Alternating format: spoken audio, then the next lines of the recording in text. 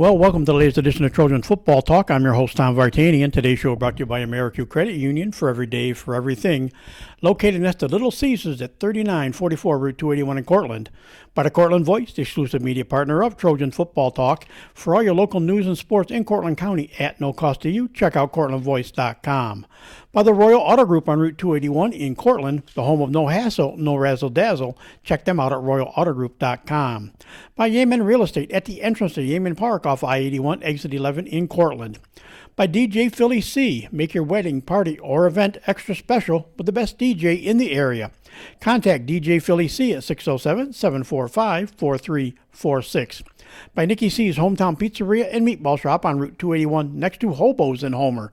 Find them online for fast, secure ordering or call 607-749-5300. They have a unique menu with dietary-specific options.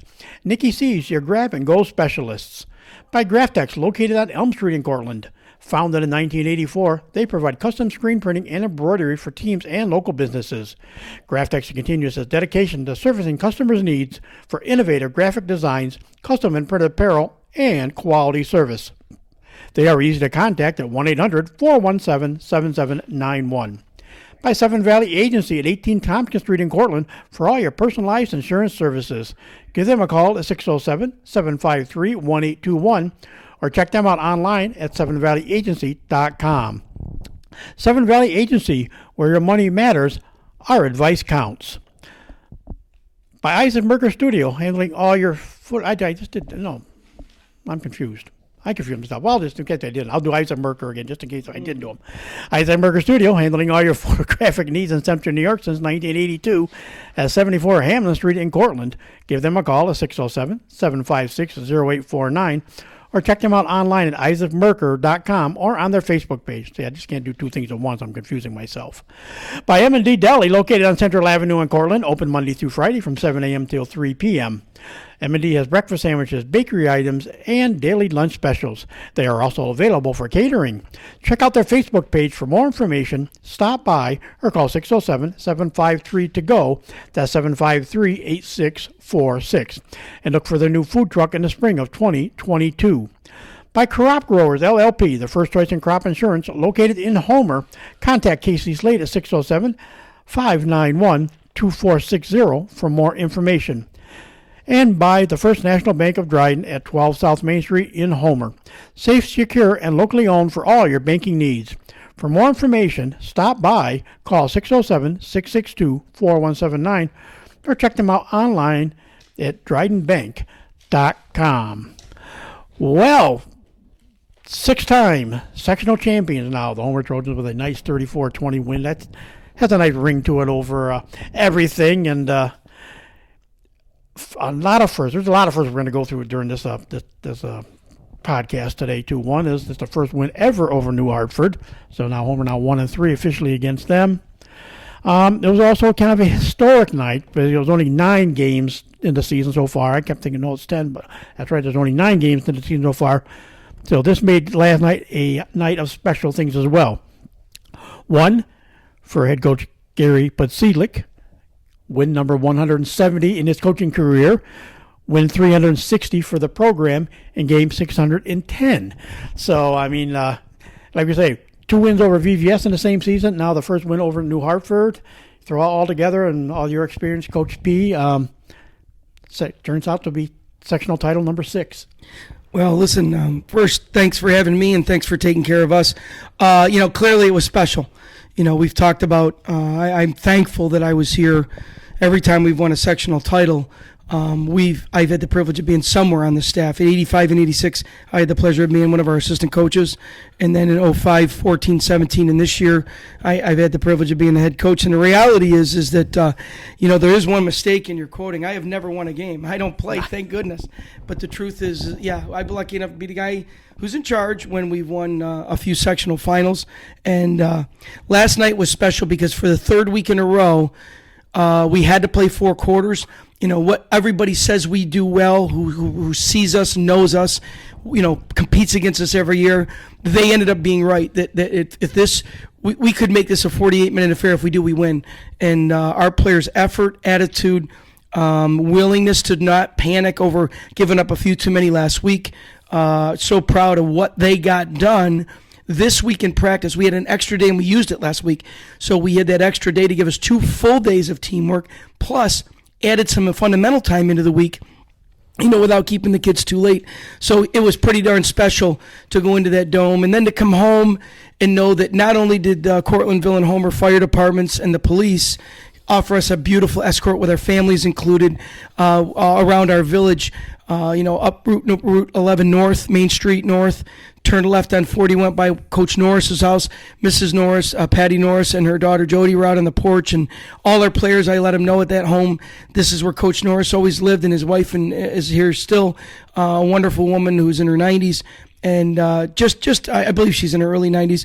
The reality is, it showed you the specialness. As Mr. Cottrell said in our team practice this morning, he said, guys, everybody cares about you guys. Everybody loves you and supports us.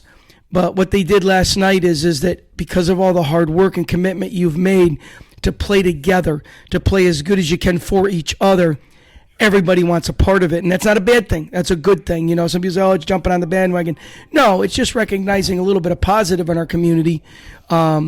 Because with the craziness that's gone on in the last 2 years in our country, we're lucky to be in Homer, New York. Once again, walking out of the dome, Mark, who works the door there for more than 2 decades, we were walking out again. He says, hey, remember you got this quick door right next to your locker room. Your bustles will be down there. And he said, Coach, every time Homer's here, they bring the best and biggest crowd. Every single time. From 8-man football to AA, nobody brings a bigger crowd, a more supportive crowd, a very positive crowd than us. So we're appreciative that we've got so many great fans.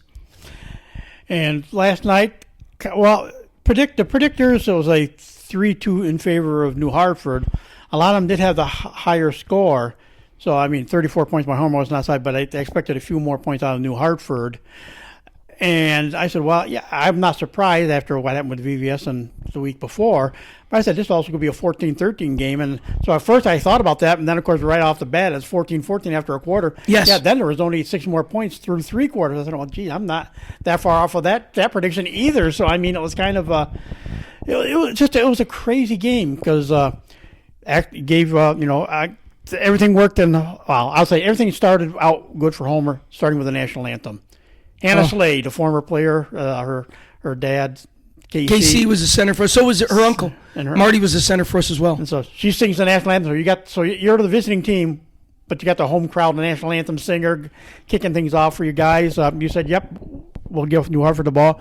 They were driving for that first score, and right off the bat, the first of 4 turnovers, which were really the biggest key in this game. They were down to the 33-yard line, and there was a sack with the quarterback. Ambrose got sacked. He got hit by actually Hunter Reelman, hit him, for the sack and knocked the ball loose. And David Malchek, his first of 2 fumble recoveries. Yes. So you stopped their initial drive, and it was only, like you said, only 26 yards you had to go. But Sam Sorensen goes in, and right away it's a 6-0 Homer lead. Just 7:36 into the ball game. Well, the beautiful thing is, and again, I tell my players the truth. I said, I'm a grandpa, like today when they left and last night when they left. I said, don't get me wrong, everybody badmouths teenagers and how they don't pay attention driving. I said, I'm more worried about the other people on the road that are irresponsible and careless, and we worry about you, so get home safely, do the right thing. When you become a dad, the reality of emotion and sentimental feelings came to life for me. And when Hannah Slade finished last night, I had goosebumps on my arms. It was so beautiful. And again, it was even more special because I had the privilege of teaching both her parents, who are wonderful human beings, Heather and Casey, and coaching her dad and her uncle. And it was just, even the other team, those coaches congratulated Hannah after she finished to say, what an awesome performance. My arms were tingly, and I turned to my team and said, that was amazing. Now let's get this thing done. Let's go have some fun. And our players proceeded to do that. As far as the game goes, we had an alum stop into practice the night before our game, and just wanted to wish us good luck and been supportive of us all year. His son is in our program at the JV level, and he says, "What do you really think?" And I said, "Here's what I think. I think, again, this is a 50-50 game like the last 2 weeks. I think both of us are good enough to beat each other if we play better." I said, "I really think fewest mistakes wins this one for sure. There's no doubt. Team that capitalizes on other teams' mistakes the most is going to win." And he says, "Well, where do you think score is?" Because last week I seriously predicted Homer would win 50-40. Well, I said to him, if Homer scores 30 in the Dome tomorrow, we win. If we score 30 or more, we win the game. And that was the day before, and you watch film and you're thinking, these guys are really good, but so are we all of a sudden. So it lived up. It was to his billing. It was the best game of all the playoff games from 8-man to AA. What was really sweet, over 100 messages to me. I'm sure Coach Cottrell, Coach Whidden, all those guys, same thing. Our phones were blowing up.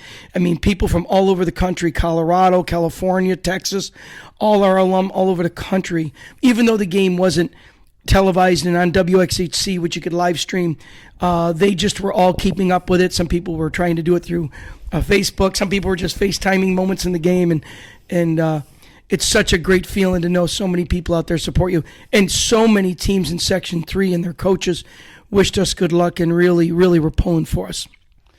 So you said you guys take that lead off that first turnover. Mm-hmm. Then, not to be outdone, New Hartford answers. They put a nice drive together, and then finally it was Mr. Culver. Their do-it-all back scored from a yard out, just like Homer's first touchdown was a yard out. They went for the extra point. They just went for a kick. Homer went for the 2-point and didn't get it. They went for a kick, and it was deflected. Yes. And Hunter Reelman deflected their first extra point kick. So, ironically, here we are. Both teams score. Both teams don't get an extra point or anything to go with it. 6-6. Following kickoff, just one play, and you saw the guy fall down, but he was already beaten. But Will Dady found the hole behind the secondary. For some reason, he got behind the secondary, and just like that, it was only 14 seconds after they scored to tie the game. 67-yard touchdown pass, Calabro to Will Dady, and Homer's back on top. And this time he went for the 2-point conversion. The surprise of the game, I will say, I looked when I saw him warming up. I said, "God, how much is he really gonna play? How much is he gonna play?" He didn't play a lot, but Logan Peck got the carry for the 2-point conversion, so he got his first. It's a non-down carry, but he got a 2-point conversion. Gave you guys that 14-6 lead. A couple of things you've brought up there. Number one, statistically, our two teams were virtually identical all year. We're over 3,600 yards this season, and they have the number one rusher in the section in Culver, but we are the number one rushing team in the section. We do it by committee. We do it by committee with all those wonderful, hard-working running backs and linemen we have. We were getting it done. Quarterback ratings were statistically even. Pass completion percentage is statistically even. We've given up the one area we were weaker than them. We gave up more points than they did this season. So they had that advantage on us. But even in this game, virtually everything was statistically equal.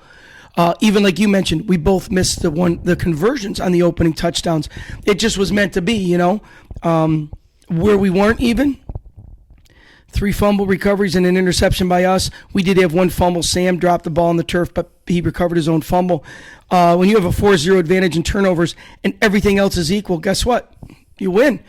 We had time of possession to our advantage, especially in the second half.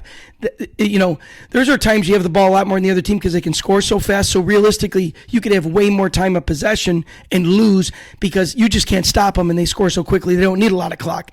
But with who we're playing, these high-quality teams we were playing half of our season, week 2 with VVS and so on, owning the time of possession clock proved to be a great coaching move on our part. And some of it was not our control. It was we didn't quite have that player to break away from everybody in open space, but we had Logan Peck. When we had him, we had that. And David Morse is on the verge of that. But, it just shows that when you truly are equal, It's the old stereotypical stuff that ultimately led to what happened 2 weeks in a row. We were in better shape. We had more stamina. We physically dominate the game in the fourth quarter. And, we win this fourth quarter 14-0 this week. We put up 22 in the fourth quarter last week to turn the game around to a 2-score advantage for us. So, that's what we are. That's our MO. That's what we have to do to win football games. So yeah, nothing surprised me. As for the surprise, it's been a long month and a half with Logan Peck for him. And, you have to do right by your players and their health no matter what. I'm literally long conversations, multiple conversations with the parents, with Logan, with the athletic trainers. Mr. Boylan's office, Tyler, is an amazing helper who's really doing the rehab for Logan to get ready for surgery.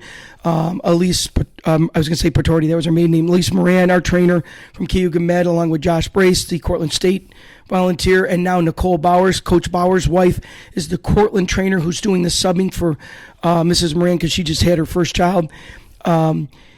And me putting hours in. Actually, the surgeon was willing to spend a half an hour on the phone with me a week ago to say, here's what we have to do. What's damaged is damaged and probably can't get worse, but he's got to be ready for his surgery. And he says, if this kid were not a senior, he said he had done this 4 other times, and in all 4 cases it was for a soccer player. I think it was a hockey player, a football player, and a volleyball player. They were all seniors, whether it was senior college or senior in high school, knowing they probably never were playing again. And with experience, we were able to manage away. He was able to rehab over the last 5 to 6 weeks. Even though he did give it a little try in Cortland, it wasn't quite there. So we would let him go back in the rest of that game, and felt so good for us as a team. And it was an emotional, it could have backfired, but ended up being a huge emotional lift for not only us, but for him personally, to know that unlike Coach P, who got hurt on a dirty play in high school halfway through his senior year, never played again, he got to put that uniform on, and in fact, not put it on, got in the end zone with it wasn't one of these pre-arranged, let's let him, get a base hit, or, it was just go play, get out there and try to make a difference, and pretty exciting for him and for us. So, of course, after that second touchdown, New Hartford come right down, scored again. This time it was the quarterback going in, Ambrose went in, and then Rowe, I forgot how they were saying his name. I think it's Rowe. I think that ran for the 2-point conversion. So lo and behold, 1:26 to go in the first quarter. It's 14-14. So the Homer scores, and just everything can't cancel each other out. So as the quarter ended, the first quarter ended, Homer just got had a sack. Jake got sacked, and so it's, punting. Well, the ball was at the 9, so he's pretty much punting out of the end zone, and. We're 13 yards off the ball. So he's kicking it 11 yards, so he was a yard deep in the end zone to kick it, 1.5 yards to 2 yards deep. And not a great punt by Jake. It went 17 yards, so they New Hartford got the ball over, first and 10 at the Homer 25. And you're going, okay, well, if New Hartford, this is their chance. They've been moving the ball. Yep. Turned the ball over to one time. Second play, again. This time Culver fumbled. This was the weirdest one that it happened, but everybody's going to go, where did the fumble happen? It was kind of it was a crowd. It was a huge crowd. It was a pile. But who of course? David Melchak there again, and so here they were in prime position to score, to take the lead. You guys stop them, and basically that was pretty much the half, except there was the interception by Jake Calabro. By Jake, with about 5.5 to go in the half. He did intercept the pass when they were at their own 26, but again, nothing happened the rest of that first half. But again, like you say, 2, good possessions, 3 actually of the 3 possessions, there were 3 turnovers, and you got 3 of those turnovers in that second half, and you guys went deadlocked into halftime. Yeah, the first half, like you said, the turnovers were significant. What I really liked is there was a commonality between last week's game and this week's game, and 2 weeks ago even. If you remember, Jeffrey Stauber, just a mental error where he lets the other team recover a kickoff, the CVA game, and his teammates had his back and just said, we're not going to overreact, we're not going to panic, and we stifled them. They were in our end deep, and it should have been should have been a scoring opportunity for them, and we shut them down. We don't give up any points. And same thing later, we had another one where we were in a position we should have given up points, and we didn't. We run them down, we stop them, we keep them out of the end zone, and we have each other's back, So that first half, what was nice about all 3 weeks, but especially this week's game, I tell people and part of it's because, I'm excited that we've had, 39 years here as a guy lucky enough to work with the kids of Homer's community in high school football. It's way easier to coach than to be a spectator in these games. Like I think it's less nerve wracking. It's intense. It's emotional. It's exciting, but it's like because you're trying to do everything you can to help your players every single down, adjust, adapt, trying to, play chess match with them. We were trying to bait them into throwing their screens because their game was their run game, not their pass game. So we literally baited them into trying to, and a lot of people watching didn't understand why they didn't do it more, but it's not them. They're a run team. They're a Wildcat run team. They're an I formation power run team. And we were trying to bait them into the game they don't do as well. And so it was a chess match, a cat and mouse thing. And so coaching during it, you're so busy.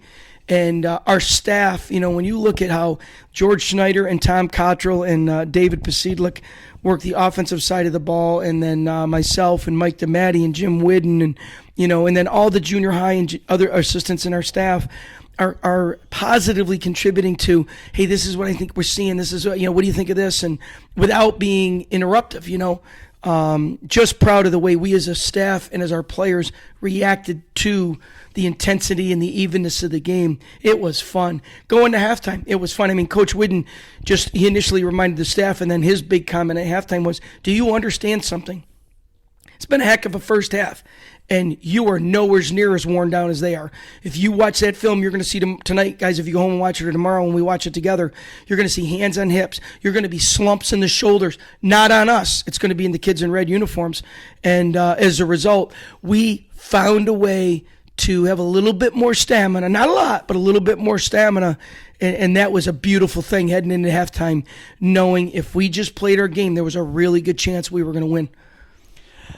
So ironically, second half starts, Homer has the kickoff, so you're saying the good thing, that's the thing that's close. You'd stop 3 of their drives with turnovers, and you get the ball to start second half. All things said and good. Well, you only held the ball for 17 seconds to start the third quarter, because on the first play from scrimmage, Sam Soren busted off his patented one big run every game. Some way Sammy finds a way to do it. 64 yards for the touchdown. Ironically, again, the 2-point conversion fails, but again, Homer's on top 20-14. Right away, New Hartford counters. They come right back down. They come down the march, and this time it was Strasburger. Yes. Scored on an 11-yard touchdown run. They missed their extra point kick, and so here we are, 9 minutes, 3 minutes into that third quarter. Here we are 2020. And it stayed that way, again, for the longest time. It's amazing how quickly New Hartford rallied and scored right after. But well, we had a third quarter drive. I think it was the one after they tied us, if I remember. Isn't that our 7 or 8 minute drive we had?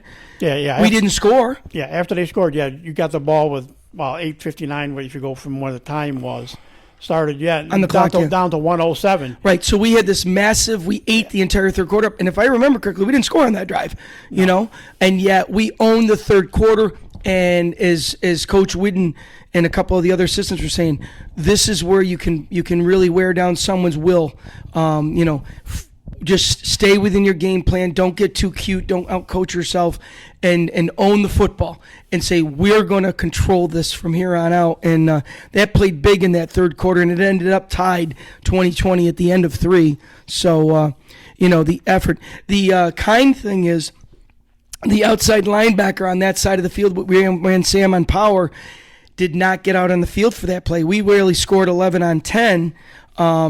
And the very place, we didn't even recognize it till post-snap, but the very place where we scored from, there was no contained player. And we squashed everything down. It was supposed to be a power play off tackle inside the contain and then get to the next level and work your ladder, as we call it. Well, because there was no contained player there on the field, it was 10 man against 11, we slammed everything down beautifully, just like you would draw it up on a chalkboard or on a whiteboard or on the computer screen in today's world. And Sam just sees the daylight and just turns on the jets and works the sideline beautifully, and we get that score. So pretty exciting way. We are a deferred team. Some teams don't. Skinny Ellis for a lot of years always took the ball. We want to score first. We want to jump down your throat. And there's a lot of teams, if their offense is always dominating, or if you got superior talent, take the ball and set the tone there. We have, with very, very rare exceptions, all my career, 39 years, we've been a defer the toss team. If we win it, we defer it, And because most teams are going to say, yeah, of course we want the ball, because if we don't take the ball now, we don't get it in the second half either. And we want to see, and this week, like all others were doing the same thing we do, but we were really emphatic. We want to defer. We want to defer. We want to kick off. We want to show that even though we gave up 49 last week, a lot of what allowed that to happen was in our control. It wasn't the great play and the amazing, awesome play of Palmer, 22, and the running back Wheeler, number 1 for that VVS team. So we're proud that we said, no, we are who we are, and we're not changing that, because it would not be good. It wouldn't be the right message to our team. And it played to our favor. You come out of the locker room, it's a battle, and it's an even game, and you get the chance to make the first statement in the second half to say, we're going to take over. The one thing, and then as we got, like I say, that was, a seven, almost 8 minute drive that ended up, stalling at their 29. And then the defense played well. I mean, they held them. It was going to be a 4 and out, and this is the only thing that surprised me. I don't know if it caught you off guard or you knew that was coming at some point, but I'm go 11-17 to go in the game yet. A tie game, and they're at their own 35-yard line. They did a fake punt going for a first down, and it was a 4th and 4, and they went for the fake, and they short snapped at the Culver, and he got only 2 yards, so you held him. Were you surprised that with almost a full quarter to go that they would try to turn the ball over inside their like around their 35? No, because remember Culver, who he plays every down in the game. He's an every down player. That's like our Logan Peck early in the season, every down player, right?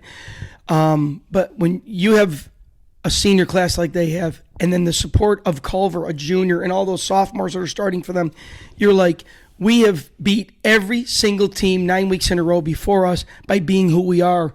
And if you're gonna do a fake punt, Culver, we told the kids, the number 1 rushing leader in Section 3 is their protector, and we told the guys, he moves, he'll adjust. If he thinks we're more of a threat to their punt side left, he will align on the left side of the punt.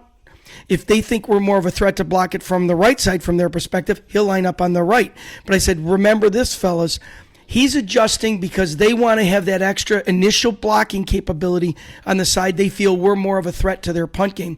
But also, it sets up, if they think we're more of a threat here, it sets up the very kind of punt fake we do, where you're going to trap back to the side you believe you can dominate. So, I mean, we talked about that during the week 2 different days.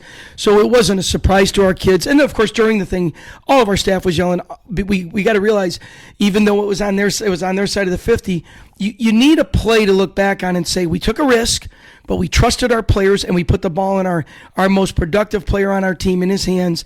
And this is where we're going to win the game. And they felt that way. So I wasn't shocked. And I know when we're in that gray area, as we call it, that 35 to 50 yard line, we'll debate. I'll say, guys, let's debate this to play before. We're going for third down here. If we got a punt, are we going to fake it, or are we going to give the kids to put up the stop sign and no, you can't fake?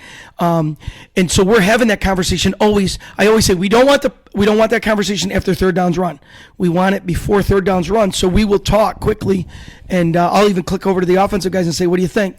Are we going fake punt? So I wasn't in any way stunned, because again, they convert that. That could have been the big momentum shift for them to say, okay, we're back to being New Hartford, and we're going to take over this game with a run game like we are. That's our personality. That's what we do best. So not at all shocked. Very pleased in our defense that we stepped up and recognized that threat, because Culver's their up protector. And then, of course, that led to a 37-yard drive by Homer. And, again, he, like I say, even to go 37 yards, he took another 3 minutes off the clock. So, I mean, nothing like a little ball controlled, short field. And Logan Peck got the 2-yard touchdown. So if the senior, he gets possibly his last touchdown of his career in the Dome in a sectional title game. And then, of course, this time the 2-point conversion pass was good to Will Dady, and Homer's got that 8-point lead. So now this time at least you got the 8-point lead. And that was the one of the and then of course there was the personal foul on the play, which I was surprised but not surprised. Oh, I watched it on film, and there was the body slam, and basically Blair Wakula was just defending Will, who got body slammed, and then the retaliation part is what they called. But you can't. How many times has a coach said to your kids, "Do you understand the second man, the retaliator, always gets caught? The first offender almost never gets caught unless it's right in front of the official's face, the retaliator." Now, it's noble to protect your teammate and stand up for your teammate, because Will did get whipped down unnecessarily, at the end of the play. So, you say, well, it was a noble thought to, I'm going to have my teammates back. But it's a selfish thought, because football, every game, you have the ability to make up for something on the next play or the next possession legally. And that's where the conversation I had with the young man was, we've been here before as a team, we've made the same mistake. What is best for the Homer football team and us to win this championship is to be the team of class and composure.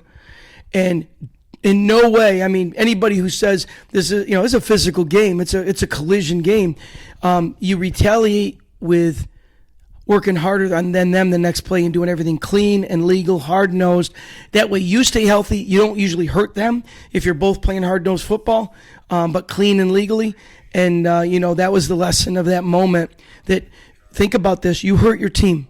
You hurt your team because, yes, your mind, you're saying, I did the right thing to take care of my teammate, but you did the selfish thing. You drew negative attention to yourself. You got a penalty we didn't need, and all you needed to do was gain your composure, go over and help your teammate up and said, I got your back. Next play, we're gonna get after these guys again legally and cleanly. And so lessons in life, that applies when you're 40 years old and you want to go smack your daughter's boyfriend, but you can't because you'll end up in jail, right? So, no, it was, you take the moment. Nobody makes mistakes. These kids don't make mistakes on purpose.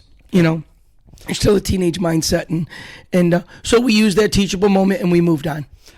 So ironically, at that point, kicking off from your own 25-yard line, Bryce Hoffman got off his best kickoff at the time, 46 yards. He put it down inside the 30-yard line. So you got a good kickoff, and they did get a nice return out of it, but.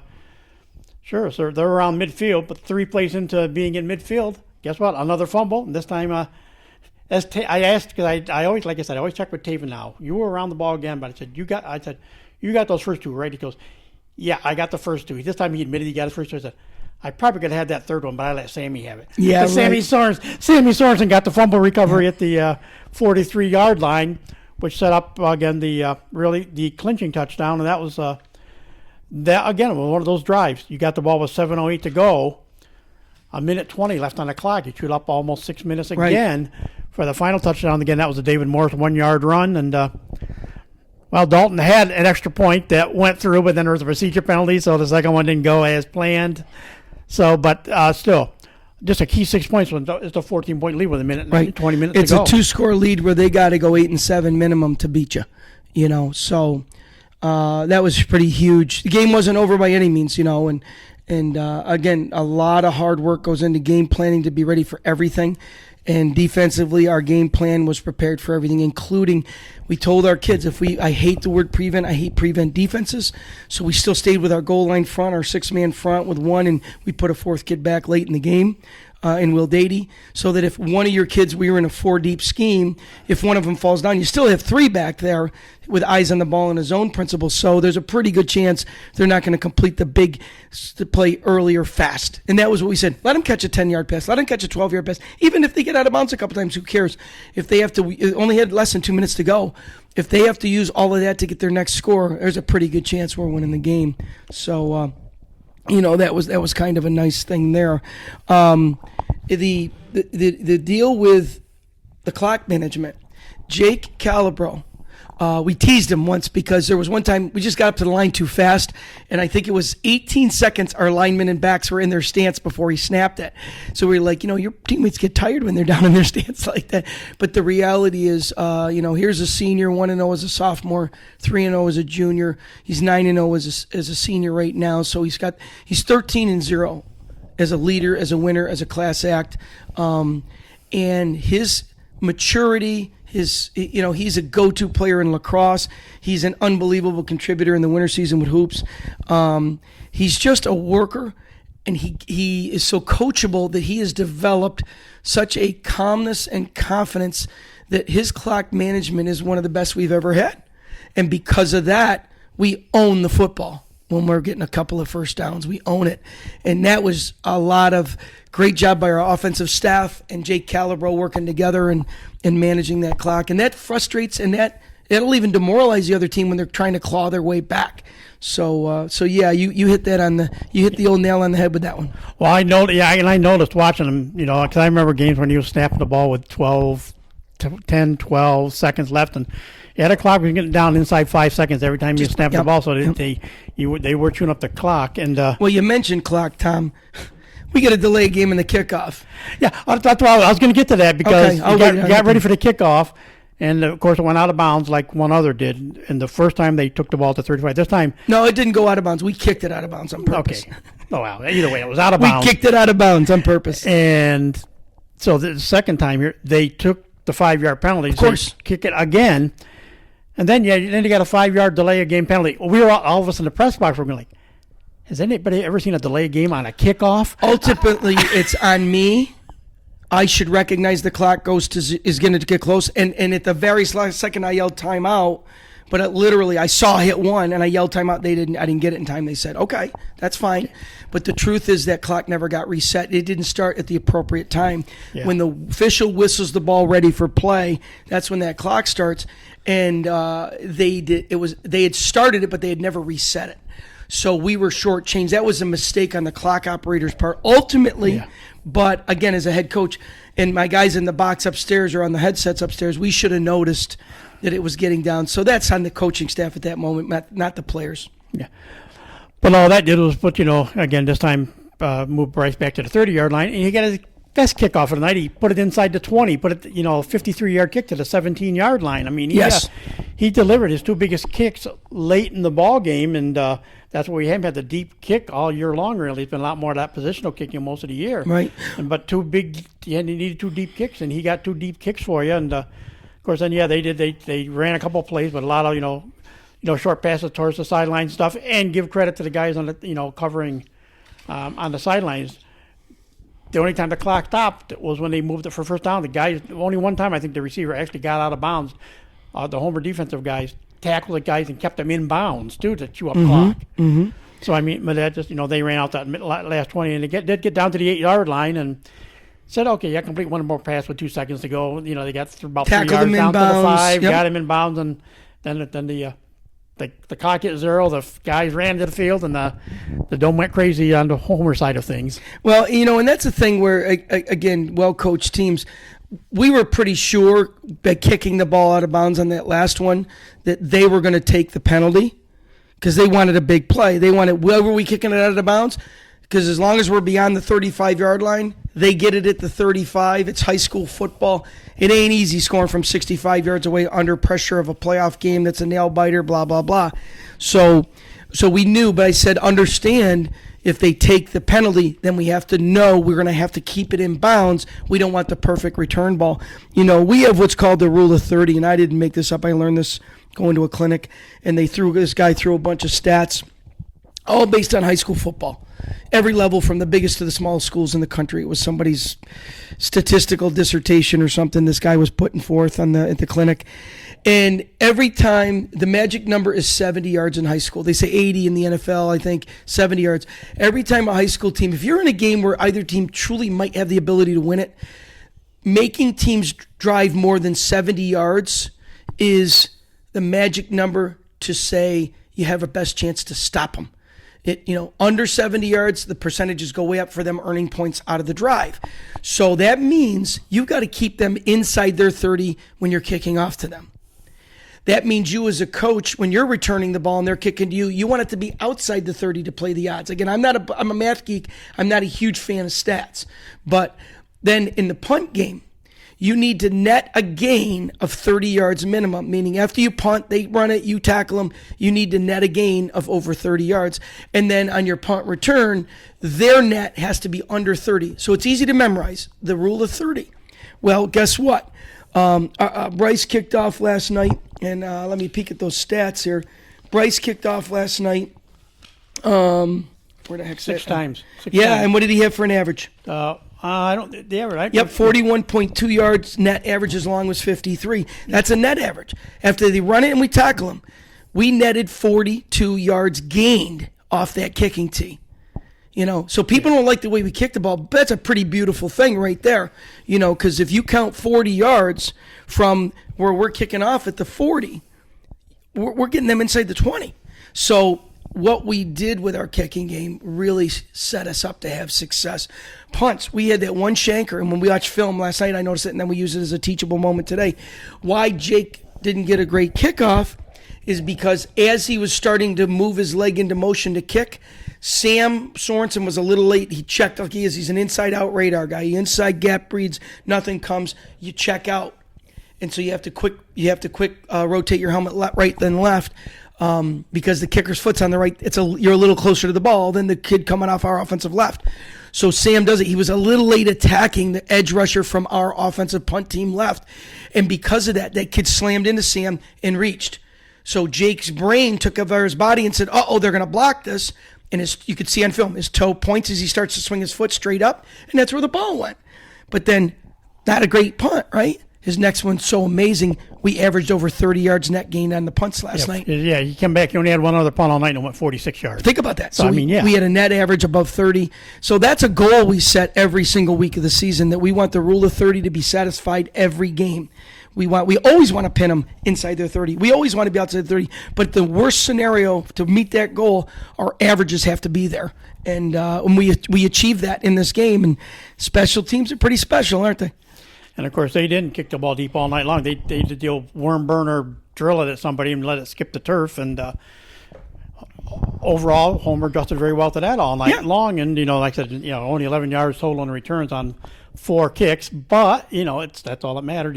Most times it's found Hunter Reelman most times one time Will did, but the other 2 times Hunter just found the ball, and the one he did scoop up nicely, got an 11-yard return. Sure. But they didn't panic all those bouncing, scooping balls the time.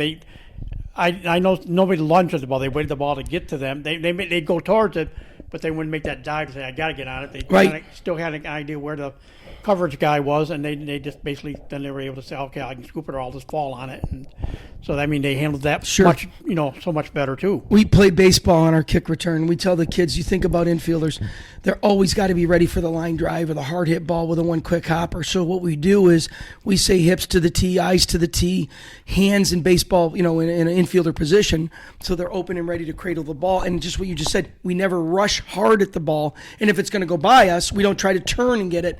We block somebody and let the next layer of our return get the ball. They kicked it right at Will Dady a couple times, and the kid, we teased him a little because I said, Will, aren't you a baseball player? He goes, Coach, I used to be. And all the guys laughed and said, that's why you used to be one, But the truth is, Hunter Reelman had his back. He come up beautifully. We didn't overreact. And Hunter said, rather than take an unnecessary risk, that's where Hunter's showing his maturity this year. 2 of them he just dove on and said, we're going to take it right here. It's great field position. I know the fans, why don't people kick it deep? I'll tell you why. Number 8, number 34, and number 11 are the 3 most productive offensive players on that football team. They're their 3 deep guys. I'm going to tell you now, if we kick to those 3, virtually every time they return it, no matter how good we are, they're going to be outside the 30. So you can't do that. So you have to work on ways to get better field position off your kickoff, and that's what both New Hartford does that, and we do that. If we had kickers that could reach the end zone, we kick to the end zone because in high school you can't run it out. The minute it crosses that line, even if it's muffed where they tipped it, the minute it crosses the line, the play is killed. They argue it's a safety thing because you're getting such long sprints to the ball. But neither New Hartford us has a kid that consistently reaches the end zone, so you go to the next best plan. How do you get the best field position without putting it in the hands of their best players? And like I said, number 11 last night was the Wildcat quarterback. For the last half of the season, they played a ton of Wildcat. It was 34 almost always at the quarterback spot. But Levin has been an amazing contributor for them, a tough linebacker, an amazing flanker, receiver. He can play the X or the Z, and he's a playmaker. So they put him in with his quickness, thinking they might be able to outfox us on their Wildcat game. And so, we weren't going to kick it to 8, 34, 11. We weren't. And even though we did once, the perfect return ball. And that's where experience and going to people that have researched and are experts in this paid off for our high school kids last night. Like I said, that's what everybody, the guys that we were talking in the press box that were talking, they were just saying that, now they, because they were hoping that Culver would finally break one, at least get on in homer territory, if nothing else, and then they can score quickly and then maybe get the outsides. Sure. So I mean, so that's why they made you kick second time. And I'm still going, well, still you're at the 35. It's not a perfect distance, but it's not bad, and it won't take any time off the clock. Where they lost 8 seconds with the second kickoff, to try to. Well, the truth, Tom, is what you just said was all. And again, I know as a young coach, we wouldn't have had think about the experience we have on our staff. We all were in tune that we're going to kick it out of bounds. The odds are, depending on the time on the clock, I said when we score here, we're gonna kick it out of bounds. And the coaches, Jimmy Wooden was thinking that, and we had talked about it during the week. You try not to make those decisions at the game time, but we said understanding, depending on how much times they may decline it, and then our plan's got to be, where do we go to hit the open space to really limit their chance to have the big special teams play. So that was in the works. They took the penalty. Of course, we get the stupid delay of game. But we said, okay, now we got to go to that plan B. And when it was under 2 minutes like that, we were thinking they may not decline it because 8 seconds is a play at least. 8 seconds is a play. So I said, if the kickoff burns, 6 to 10 seconds, I could see them saying, nope, we'll take the ball. Because that extra play might be the difference between onside and one Hail Mary, And fortunate for us that we had practiced, again, I hate the word prevent defense, but we took our D that was successful for us and just pulled Will Dady. He and Hoffman switched, and Hoffman became the end rusher on the pass downs. And we went basically with a 6-1 with 4 guys deep. And if they had put multiple receivers out, we were going to be a 3 under, 4 deep team.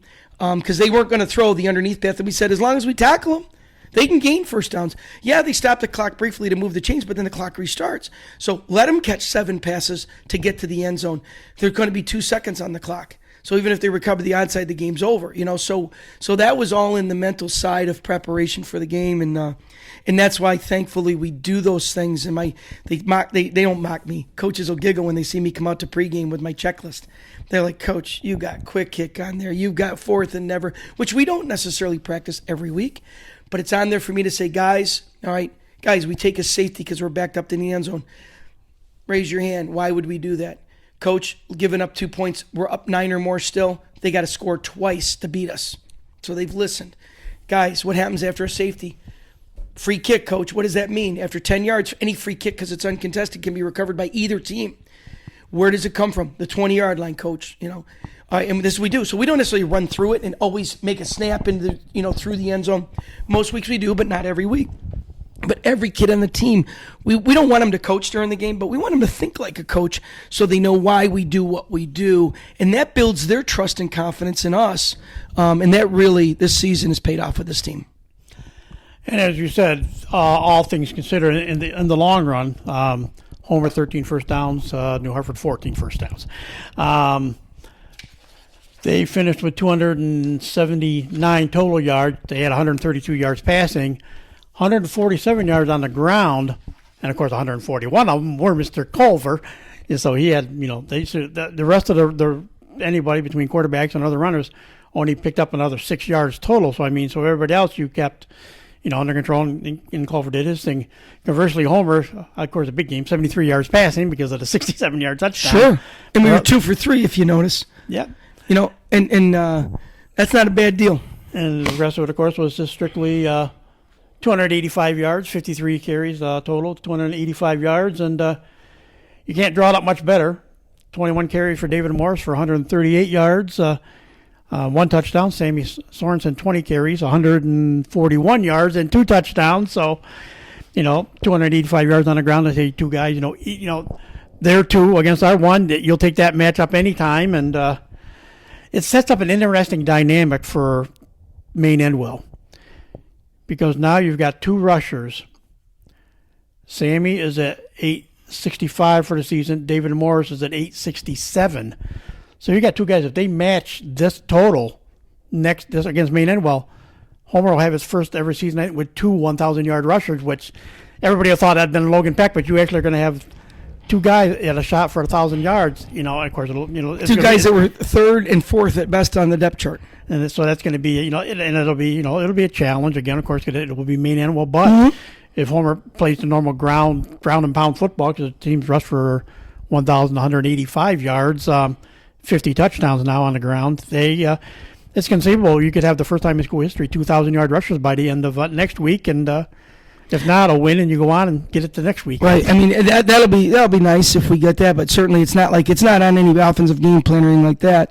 The reality is, what did Mr. Culver have in the game? 141. Yep. Guess what? Sam matched it. Guess what? That's the least amount of rushing production they've ever had all season out of him. Okay, so our defense went to school this week, and we're very unselfish. As Jake Plunkett's word, football is the ultimate team game. Kids who don't make tackles make plays on defense. Defensive linemen who play square.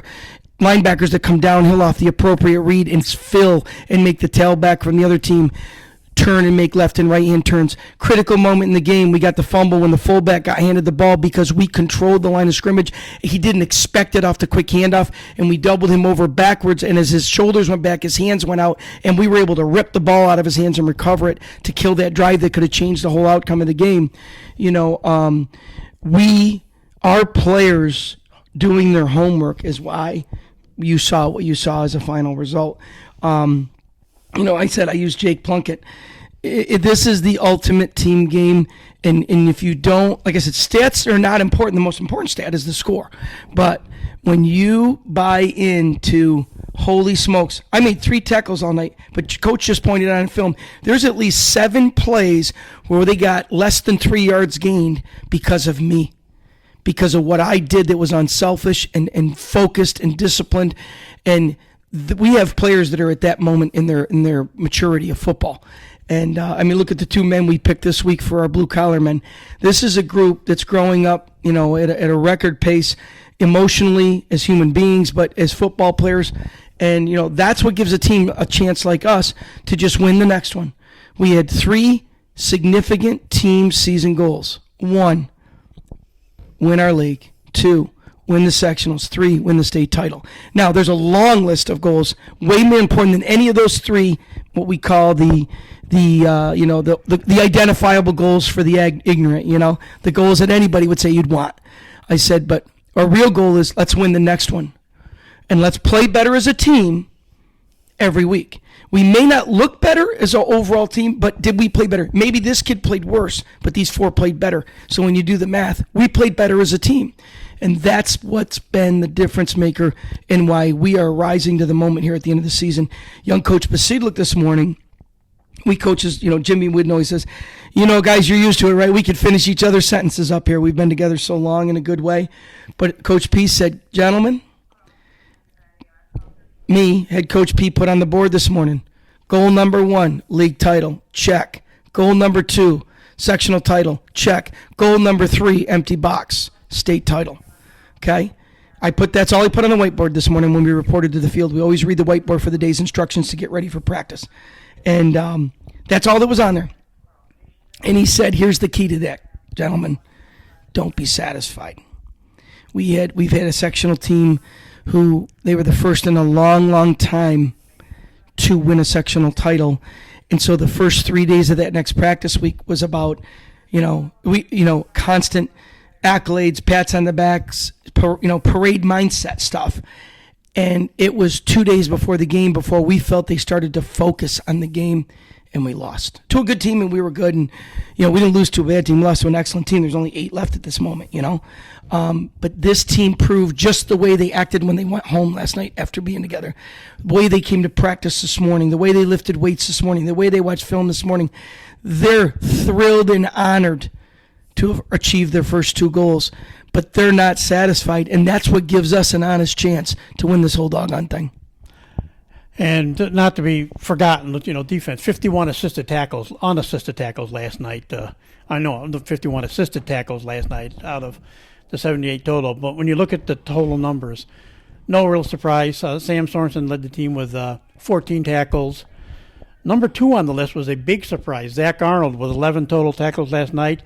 But then against that team concept, Hunter Reumann had 9 total tackles last night. David Malchak had 9 total tackles last night. Cam Fiddler was in there with 5. Tyler Reumann had 6. Bryce Hoffman had 8 total tackles last night. It was Yeah, those are two staggering numbers. Sam, with 14 and Zach with 11, but to have, two more at 9 and 8s and 6s. I mean, it was a group that really went at it last night. There's multiple reasons. Number one, Sam Sorensen should probably lead our team in tackles. He's got the skill, he's got the talent, but he's also playing middle linebacker. He's playing we call it the MAC. Most people call it the Mike. So he's our middle linebacker. Guess what? The middle linebacker has the greatest chance to have the most tackles because he's centered up on the ball. No matter which way they go, he gets to get a piece of it. Hunter Reelman, Will Dady playing on the edge, at best, if a team is sensible and balanced, unless they see a huge advantage, they should have half as many tackles if they played an amazing game. What I really liked is, other than Zach Arnold, what did you name? Level 1 and level 2, D-line and defensive linebacker positions. That's the way it's supposed to be if you're going to win. I know in the pregame podcast we did together, I think I made it pretty clear to anybody that bothered to listen that New Hartford is a run team. Yeah, they throw the ball a teeny bit more than us. Not much. A teeny bit more. But they're a run team. And they're going to win if they run the ball effectively and if they stop the run. And when you name all those guys that made those tackles, what Zach Arnold did for us, by the way, we had to temporarily insert him at linebacker, and he immediately, I think, made 2 tackles in that short moment, and then he was back at the secondary. But Zach epitomized, what we were so fired up about him before he sprained his ankle in the first game, in the first half. Zach, a technician. A coach said when the ball hits the line of scrimmage, that means that football in the hands of whoever, whether it's by air or land, the ball hits the line of scrimmage, it has to go over it. It can't retreat. Once it touches the white paint or the line, the imaginary line with the line of scrimmage, everyone has got a roll call or become a linebacker. Zach Arnold did that last night, and because of that, he recorded a big pile of tackles. So, it's all that stuff you teach. That's stuff that you ask the players to buy into, and these guys are all buying in. So many of the guys you didn't mention, because they were double teamed, because they were controlling their gap, they were the reason all those guys got all those tackles. When you're a guy that normally doesn't get double teamed and you have to be, that's a good thing. Well, Taven got 9, but of course, New Hartford had 2 penalties all night, 2 holding penalties, and I know one of them was definitely Taven, just basically got tackled, and yes, I think the other one might have been Bryce coming off the edge so much. Mm-hmm. But so I mean, but they didn't hold much. At least they didn't quote unquote hold much the rest of the game. But, sure. Early in the game, everybody's really conscious. Now Bryce Hoffman's becoming conscious because of his size and what he's on. But everybody seems to know Taven this year, and he does draw a lot of extra blocking assignments, which does free it up for other guys to do things. One area Taven has definitely gotten better in his 3 years is the understanding that I have to do my job, whatever it's defined. He was a backer and a fullback for us first year. Well, this year, playing in the D-line, you talk about an ultimate. I mean, it's great when you defeat the kid and you make the tackle for a loss, or you sack the quarterback. But there's way more downs in the game where, because you force them to have to double team you. And our schemes, whether it's all 3 key defenses we were playing last night, of which we really only played 1D almost every play of the game with basically 2 calls, and that's it. You got a wristband of 60 items, and you're using 3 to 4 of the calls on the entire wristband. Why? If it ain't broke, don't fix it. Taven has been a hustler this year, as far as, if they run away from me, I'm going to try to generate separation between me and the guys that are blocking me and find a way to stick my foot in the ground and run towards the ball and be a part of the tackle. That's something he's really improved on. Where he's been a little inconsistent up and down is, all coaches, blocking or tackling, teach you when you're in the trenches and anything slams into your face or your chest, you open hand punch it off to create separation, to try to shock. We got rocking and shocking on our t-shirt. You want to shock that opponent. It makes him stand up. It makes him weaker. And then you use your arms to shove him around till you can find the ball and go get it. And Taven has had up and down games with that part of the game, but the hustle factor is really, really making him a better player. Well, Coach, there's so much more we could talk about from this game, but we'll have to save some up for the pregame, because we've had a good amount of time just talking about everything that happened last night. And again, we said, the 6th sectional championship, because there's a question I'm going to ask you when we do the pregame, because it was part of your guys' discussion when I was at practice last Monday for a little while. Sure. That's going to be fun to talk about. So, but for now, we'll say congratulations on that 6th sectional title, Coach, and we'll look forward to the pregame talk as we get ready for round 2 with ME this time. Well, thank you for having me, Tom. And the reality is, I couldn't be prouder of our players and our staff for, we are a team. Jim Wooden says it's a unique brotherhood when you play on a team that really gels and comes together with sincerity, and that's what we're in the middle of right now. So we are all having a great time trying to get better. And with that said, that'll do it for this edition of Trojan Football Talk. Today's show brought to you by American Credit Union, for every day, for everything. Located next to Little Caesars at 3944 Route 281 in Cortland. By the Cortland Voice, the exclusive media partner of Trojan Football Talk. For all your local news and sports in Cortland County at no cost to you, check out CortlandVoice.com. By the Royal Auto Group on Route 281 in Cortland, the home of no hassle, no razzle-dazzle. Check them out at RoyalAutoGroup.com. By Yemen Real Estate at the entrance to Yemen Park off I-81, exit 11 in Cortland. By DJ Philly C. Make your wedding, party, or event extra special with the best DJ in the area. Contact DJ Philly C at 607-745-4346. By Nikki C's Hometown Pizzeria and Meatball Shop on Route 281 next to Hobo's in Homer. Find them online for fast, secure ordering or call 607-749-5300. They have a unique menu with dietary-specific options. Nikki C's, your grab-and-go specialists. By Graftex, located on Elm Street in Cortland. Founded in 1984, they provide custom screen printing and embroidery for teams and local businesses. Graftex continues its dedication to servicing customers' needs for innovative graphic designs, custom and printed apparel, and quality service. They are easy to contact at 1-800-417-7791. By Seven Valley Agency at 18 Tompkins Street in Cortland for all your personalized insurance services.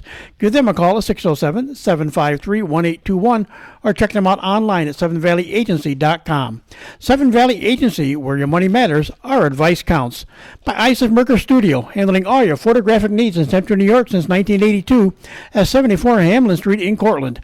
Give them a call at 607-756-0849 or check them out online at isaacmerker.com or on their Facebook page.